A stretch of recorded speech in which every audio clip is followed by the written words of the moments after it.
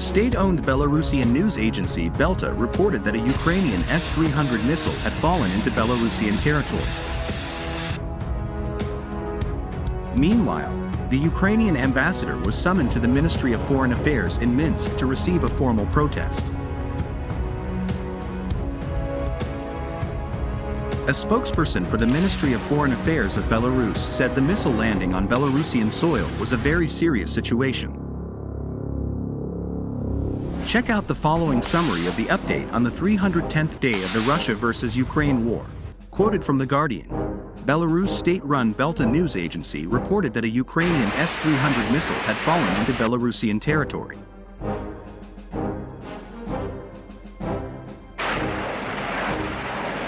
The Guardian proclaimed in its live update that the Minsk Defense Ministry was investigating whether the Belarusian air defense system had shot down the rocket or misfired. The incident occurred between 10 and 11 a.m. 0700 GMT, around the time Russia fired missiles towards Ukraine. Belta said the missiles that landed in Belarus came from Ukrainian territory. They published a photo of what it said was part of an S-300 missile lying in an empty farm field.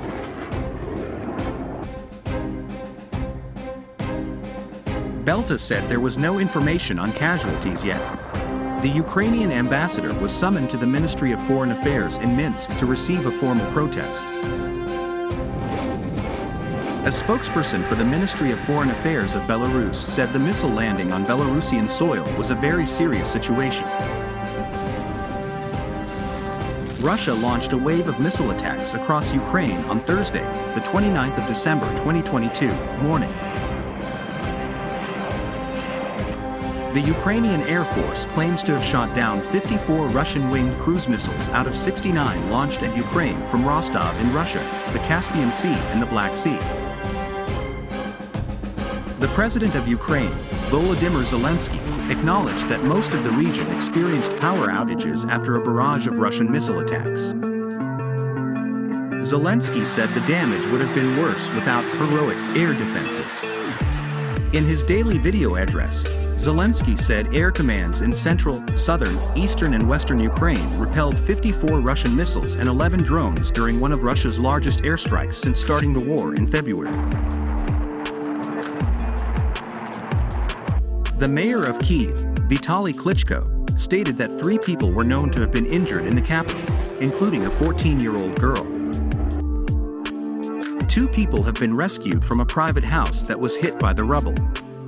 Klitschko said 40% of the capital's consumers were without power after the missile strike.